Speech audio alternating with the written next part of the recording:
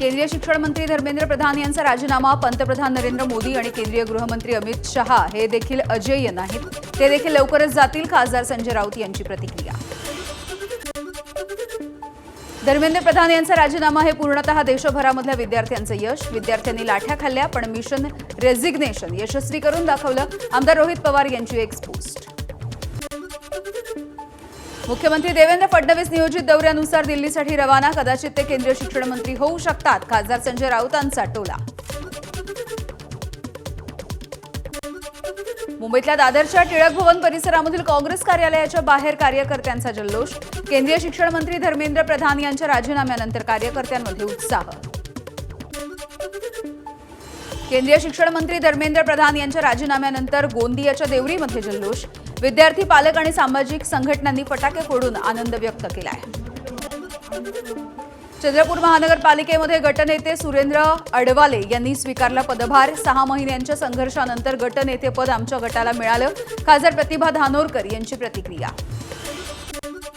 नागपूरच्या आरएसएसच्या मुख्यालयाला घेराव घातल्याची खोटी पोस्ट टाकणाऱ्यांच्या विरोधात गुन्हा दाखल। दिशाभूल करणारी पोस्ट केल्यामुळे कोतवाली पोलिसांकडून स्वतःहून गुन्हा दाखल। टीईटी पेपर फुटीच्या प्रकरणामध्ये मुख्य आरोपी विजेंद्र गुप्ता आणि साथीदार इंद्रजीत सिंग यांना बिहारमधून अटक। या प्रकरणामध्ये आतापर्यंत एकूण 14 जणांना अटक, तर पोलिसांकडून पुढचा तपासही सुरू। मुंबई विमानतळावरती डीआरआय पथकाची मोठी कारवाई। ऑपरेशन स्काय वॉल्ट आणि ऑपरेशन मिडास मॉपच्या अंतर्गत 23 कोटी रुपयांचं 15 किलो सोनं जप्त, पोलिसांकडून 8 जणांना अटक। लातूरच्या उदगीरमध्ये अपहरण करून अत्याचार केलेल्या अल्पवयीन मुलीची 24 तासांनी सुटका।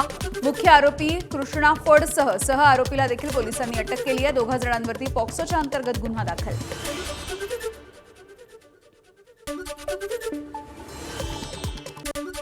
पंढरपूरमध्ये आषाढी वारीच्या दरम्यान दुर्दैवी अशी घटना। एसआरपीएफचे जवान रामेश्वर साबणे यांची स्वतःवरती गोळी झाडून आत्महत्या, कारण अद्यापही अस्पष्ट।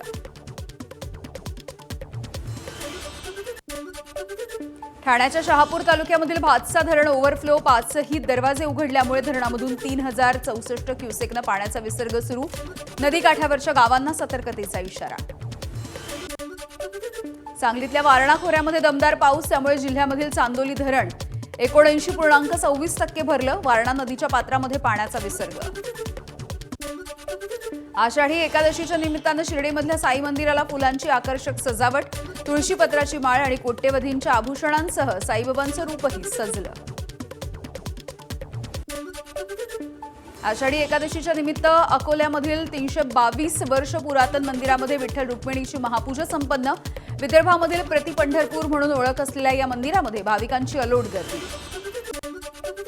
बीडच्या परळीमधील संत जगमित्र नागा मंदिरामध्ये फुलांची आकर्षक सजावट। आषाढी एकादशीच्या निमित्तानं पहाटेपासून विठुरायाच्या दर्शनासाठी भाविकांची रीघ। आषाढी एकादशीच्या निमित्तानं वीणेवरती साकारलं विठ्ठल रुक्मिणीची आकर्षक प्रतिमा। सिंधुदुर्गामधील श्रुती सुतार यांच्या कलाकृतीचा व्हिडिओ सध्या व्हायरल होतोय। मुंबईतल्या बोरिवली इथल्या संजय गांधी राष्ट्रीय उद्यानाला मुंबईकरांची पसंती। लायन सफारी आणि वनराणीमध्ये फिरण्यासाठी नागरिकांची गर्दी। वाघ आणि सिंह असल्यामुळे पर्यटकांची गर्दी होती आहे। गुजरात आणि दादरा नगर हवेलीमधील पुरामध्ये अडकलेल्या 140 पेक्षा अधिक नागरिकांची सुटका, तसंच प्रशासनाच्या तर्फे नागरिकांना सतर्क राहण्याचं आवाहन।